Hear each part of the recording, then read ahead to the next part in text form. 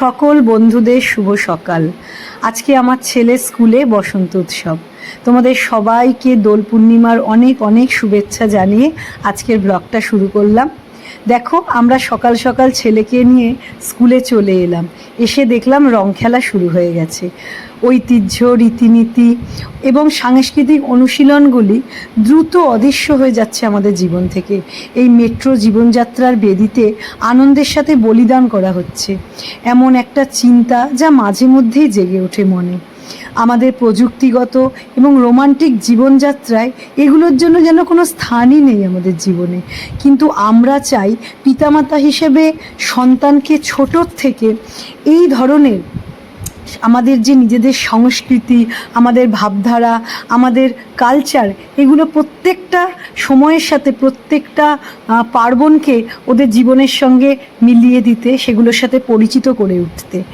আর সেটার জন্যই আমরা যখন ছোট ছিলাম তখন দেখতাম যে দোল আর হোলি উৎসবগুলো শুধু আমরা নিজেদের বাড়ি বা পরিবার, পাড়া এগুলোতেই পালন করতাম। কিন্তু দেখো এখন কি সুন্দর ওদের স্কুলের গণ্ডির মধ্যেও কিন্তু এই ধরনের উৎসবগুলো কত সুন্দরভাবে পালন করা হচ্ছে। এবং ওর স্কুলের টিচাররা সকলেই মিলে, স্টুডেন্টরা সকলেই মিলে কত সুন্দর এই দিনটাকে পালন করছে, হইচই করে নাচ গান, বিভিন্ন আনন্দ উৎসবের মধ্য দিয়ে এগুলোকে পালন করছে। আর আগে এগুলো তো শুধু আমাদের নিজেদের স্কুলের গণ্ডির বাইরেই হতো, কিন্তু এখন এগুলো স্কুলের গণ্ডির মধ্যেও এই সাংস্কৃতিক ভাবধারাগুলোর সাথে পরিচিত করতে শেখাচ্ছে এই বাচ্চাদেরকে। তো এটা দেখেই মনটা খুব ভালো হয়ে গেছে। আর দেখো ওর স্কুলের অন্যান্য সব স্টুডেন্টরা, ওরা একটু বড় ক্লাসের, তো ওরা কি সুন্দর করে আন্টিদের সাথে স্কুলের ব্যানারের সামনে দাঁড়িয়ে কি সুন্দর নাচ করছে। আর ও স্কুলের টিচাররা দেখো কত সুন্দর বাচ্চাদের সাথে হইচই করছে। আর আমার ছেলে প্রথমে গিয়ে স্কুলে খুব আনন্দ পায়, তার কিছুক্ষণ পরে এত ভিড়ভাড়টা দেখে ও গরমে একটু অস্থির হয়ে সাইডে গিয়ে বসেছিল। কিন্তু এই যে এখানে সব আশপাশে বাচ্চারা খুব সুন্দর করে মজা করছে। আর ও দেখো আবার একটু বসে উঠে এসছে, কারণ প্রচণ্ড রোদও উঠে যাচ্ছে এখন গরমটাও আস্তে আস্তে বাড়ছে। তো সে কারণে খোলা গ্রাউন্ডে একটু গরমে কষ্টই হচ্ছে। কিন্তু কি বলো তো, এই আনন্দগুলো এতটাই জীবনে আমাদের কাছে বড় মাত্রা রাখে যে এর সামনে ছোটোখাটো কষ্টগুলো কোনো ম্যাটারই করে না। তো দেখো ও এখন বন্ধুদের সাথে, ওর সহপাঠীদের সাথে, আর ওর বড় যে সিনিয়র দাদা দিদি, এদের সাথেও যাকে যখনই পাচ্ছে একটু দোলে রং মাখিয়ে দিচ্ছে। আর এটা হচ্ছে ওদের অনারেবল প্রিন্সিপাল স্যার, যে নিজেই এসে ওর সঙ্গে উৎসাহ করে খুব সুন্দর করে রং মাখছে। তো এগুলো দেখেই খুব ভালো লাগছে। আর এটা ওর স্কুলের আরেকটা বন্ধু, ওকেও সুন্দর করে রং মাখিয়ে দিয়েছে। আর ও যখনই পারছিল না কাউকে গালে বা মুখে দিতে, তখন ও জামা কাপড়ের মধ্যে দিচ্ছিল। তো যাই হোক, ওকে নিয়ে এই যে আমরা সবাই খুব মেতে উঠেছি।